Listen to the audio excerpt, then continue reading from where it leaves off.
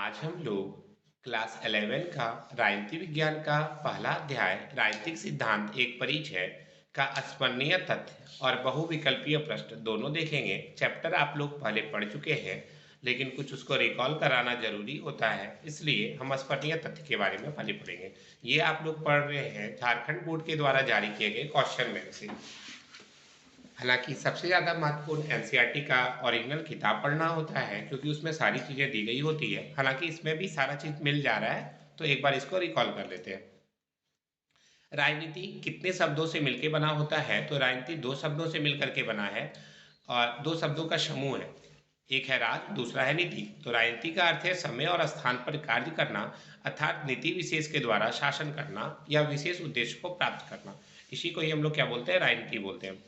दूसरे शब्दों में कहा गया है कि जनता के सामाजिक और आर्थिक जीवन स्तर को ऊंचा करना राजनीति है।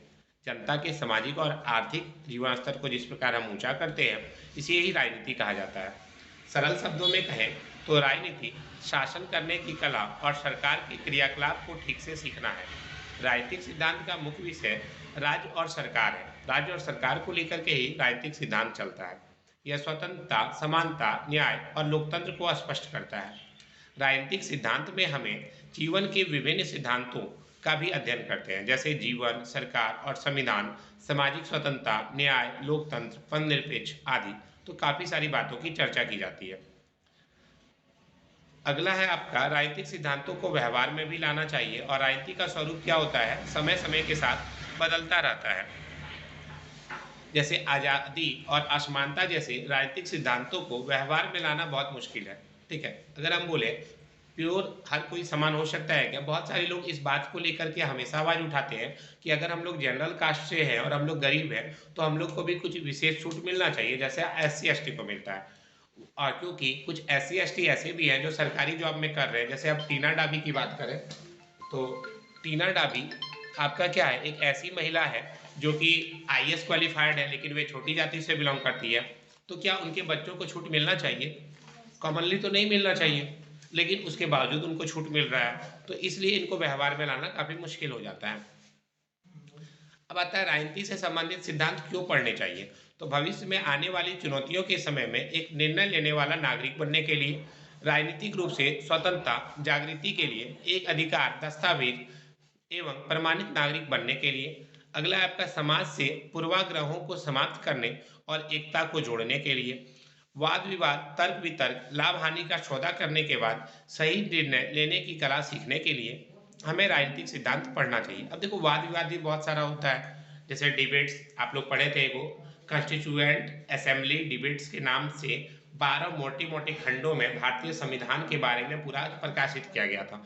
तो कोई भी टॉपिक को लेकर वाद विवाद करने के लिए, तर्क वितर्क करने के लिए आपको राजनीतिक सिद्धांत पढ़ना चाहिए। ठीक है, और शासन व्यवस्था की जानकारी लेने के लिए कि कौन हमारे ऊपर शासन कर सकता है, किसका कितना पावर है, तो ये सब बातों की जानकारी हमें किससे मिलती है?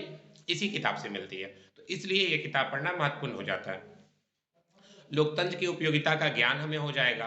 अंतर्राष्ट्रीय शांति और सहयोग को बढ़ावा देने के लिए राजनीति विज्ञान और राजनीति दो अलग अलग तथ्य है। राजनीति विज्ञान का जन्म राजनीति से पहले हुआ है, यह अभिनय पर आधारित है, जबकि राजनीति अवसर और सुविधा पर आधारित है। अब जैसे मान लेते हैं कोई, अगर हम राजनीति नहीं पढ़ेंगे तो उसका दुष्प्रभाव क्या होगा। मान लेते हैं कोई पुलिस वाला आया और आकर के हमको बोला चलिए आपको गिरफ्तार करते हैं, ले चलते हैं, तो क्या पुलिस वाले के पास ये पावर है? नहीं। हम उससे मांग सकते हैं कि आप उनको किस आधार पर गिरफ्तार करेंगे, आपको वारंट दिखाना पड़ेगा तब। अगर मान लेते हैं किसी अपराध में मुझे अभियुक्त बनाया जा रहा है, तो भी आपको ये कहना होगा सर चलिए आपको मेरे काम में सहयोग देना पड़ेगा, मुझे जाना है लेकिन मैं अपने मन से जाऊंगा, आप मुझे घसीट कर जबरदस्ती नहीं ले जा सकते। ठीक है, या कोई लड़की है तो उसे कोई लेडीज पुलिस ही गिरफ्तार कर सकती है, बिना लेडीज पुलिस का किसी को गिरफ्तार नहीं किया जा सकता। या कोई लेडीज किसी के का कत्ल भी कर दी है, तो उस थाना में कोई लेडीज कांस्टेबल होना चाहिए, तभी उसको रात में रखा जा सकता है, अन्यथा रात में रखा भी नहीं जा सकता है। तो बहुत सारे नियम कानून भी है। आगे बढ़ते हैं। अब आता है रिपब्लिक नामक पुस्तक के लेखक कौन है? अरस्तु, मैकियावली, हॉब्स या प्लेटो? प्लेटो। प्लेटो ने द रिपब्लिक पुस्तक लिखा है। कहीं कहीं द रिपब्लिक लिखा रहता है, कहीं रिपब्लिक लिखा रहता है। प्लेटो के गुरु का नाम क्या था? अरस्तु, अरस्तु, बिल्कुल, प्लेटो के गुरु का नाम अरस्तु है। पॉलिटिक्स नामक पुस्तक के लेखक कौन है? अरस्तु, प्लेटो, लॉस्की या लॉसवेल? अरस्तु। पॉलिटिक्स नामक पुस्तक के लेखक जो है आपके अरस्तु हैं, ध्यान रखिएगा। किसने कहा था कि राजनीति सर्वश्रेष्ठ विज्ञान है? तो किसने कहा था? आपका अरस्तु ने कहा था कि राजनीति सर्वश्रेष्ठ विज्ञान है। यह किसका कथन है? तो अरस्तु का कथन है। अगला है आपका, किसे नई राजनीति का पिता माना जाता है? तो मैकियावेली, अरस्तु, प्लेटो या रूसो? मैकियावेली को नई राजनीति का पिता माना जाता है। अगला है, राजनीति शब्द का अर्थ क्या होता है? सत्ता प्राप्त करने के लिए संघर्ष, राजा की नीति, जनता की नीति या इनमें से कोई नहीं? देखो, सत्ता प्राप्त करने को ही बोलते हैं राजनीति। जितना भी पार्टी पॉलिटिक्स है सब क्या करता है? सत्ता को प्राप्त करना चाहता है। अगला है आपका, हिंद स्वराज पुस्तक किसने लिखी थी? तो हिंद स्वराज पुस्तक की बात करें तो वह आपका महात्मा गांधी के द्वारा 1909 में लिखी गई थी। ध्यान रखिएगा, हिंद स्वराज पुस्तक किसने लिखी थी? महात्मा गांधी ने लिखी थी। कब लिखी थी? 1909 में लिखी थी। अगला है आपका, सर्वप्रथम किस देश में संघात्मक शासन की स्थापना हुई? संघात्मक, भारत में, संयुक्त राज्य अमेरिका में, सोवियत संघ में या फिर आपका कनाडा में? कौन सा होगा? ये आपका संघात्मक शासन की व्यवस्था जो है सबसे पहले कनाडा में हुई थी। कहाँ पे हुई थी? कनाडा में।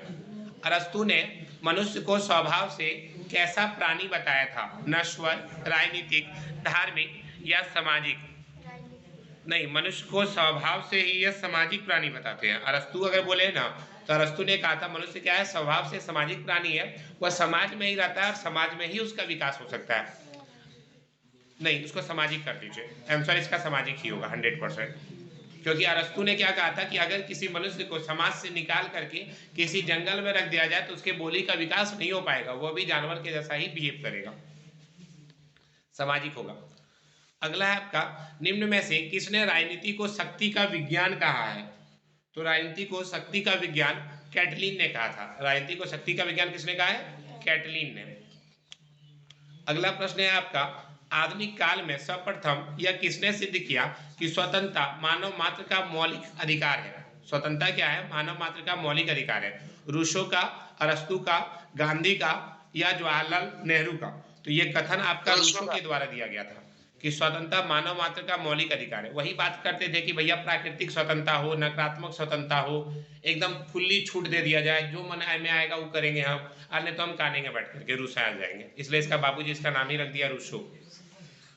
अगला है 12वां number question, power is a political concept किसकी रचना है? मुसोलिनी, मैक्स वेबर, हीगल या इनमें से कोई नहीं? Power is a political concept, तो ये मुसोलिनी की रचना। बिल्कुल, ये किसकी रचना है? मुसोलिनी की। किसने कहा राज्य एक प्राकृतिक संस्था है? अरस्तु ने, प्लेटो ने, सुकरात ने या फिर हीगल ने? तो देखो, मनुष्य एक सामाजिक प्राणी है, यह भी अरस्तु कहा था और यही कहा था कि मनुष्य क्या है? एक प्राकृतिक संस्था है। ठीक है, राज्य क्या है? एक प्राकृतिक संस्था है जिसमें बहुत सारे मनुष्य निवास करते हैं। किसके अनुसार इतिहास जड़ है और राजनीति फल है? किसने कहा था? स्टर्न ने, गार्नर ने, सीले ने या फिर मार्क्स ने? तो इतिहास जड़ है, राजनीति फल है, इसकी व्याख्या जो है किसने की थी? सील ने की थी। सीले, यहाँ पर सील दे दिया है, यहाँ वास्तव में उनको सीले लिखना था क्योंकि इनका नाम जो है सीले है, सील नहीं है। हॉब्स को किस रूप में जाना जाता है? राजनेता, संगीतज्ञ, राजनीतिक, दार्शनिक या सिपाही? ये तो कोई भी बता देगा सर कि हम लोग चैप्टर ही पढ़ रहे हैं राजनीति के बारे में, तो राजनीतिक दार्शनिक होगा। हॉब्स को राजनीतिक दार्शनिक के नाम से भी जाना जाता है, नाम से नहीं उसके रूप में जाना जाता है, सॉरी। राजनीतिक सिद्धांत के कार्य क्या है? वर्णन करना, समालोचना करना, पुनर्निर्माण करना या उपयुक्त में से सभी? बिल्कुल आंसर यही होता है, उपयुक्त में सभी में। तो अब ऐसे भी राजनीतिक सिद्धांत व्याख्या भी करता है, समालोचना भी करता है, पुनर्निर्माण भी करता है, तो उपयुक्त सभी हो जाएगा। अगला प्रश्न है, सेबाइन ने अपनी पुस्तक ए हिस्ट्री ऑफ पॉलिटिक्स थ्योरी 1937 में कहा कि एक अच्छी राजनीतिक सिद्धांत में 3 तत्व शामिल होते हैं। क्वेश्चन ऐसे भी पूछ सकता है कि सेबाइन की पुस्तक का नाम क्या है? तो a history of political theory. Sabine की पुस्तक का नाम क्या है? A history of political theory. कब लिखा गया था? 1937 में लिखा गया था। इसमें कौन से 3 तत्वों को शामिल करने की बात की गई है? तो तथ्यात्मक होना चाहिए, मूल्यात्मक होना चाहिए और कारणात्मक होना चाहिए, तीनों होगा। अगला है राजनीतिक सिद्धांत के 2 प्रमुख अंग क्या हैं? राजनीतिक सिद्धांत के 2 प्रमुख अंग, राजनीतिक दर्शन राजनीतिक विज्ञान, राजनीतिक दर्शन सामाजिक विज्ञान, राजनीतिक दर्शन आर्थिक विज्ञान, या उपयुक्त में से सभी। देखो थोड़ा सा सोच करके, जब बोल ही दिया क्वेश्चन में 2 अंग पूछा है तो सब बोल दोगे 4-5 को अंग हो जाएगा ना। तो उपयुक्त में से सभी ये तो पक्का नहीं होगा, ये तो ध्रुव सत्य कि ये वाला नहीं होगा। तब होगा कौन सर? तो राजनीतिक दर्शन और राजनीतिक विज्ञान, राजनीतिक दर्शन और राजनीतिक विज्ञान, ऑप्शन नंबर 1 करेक्ट है।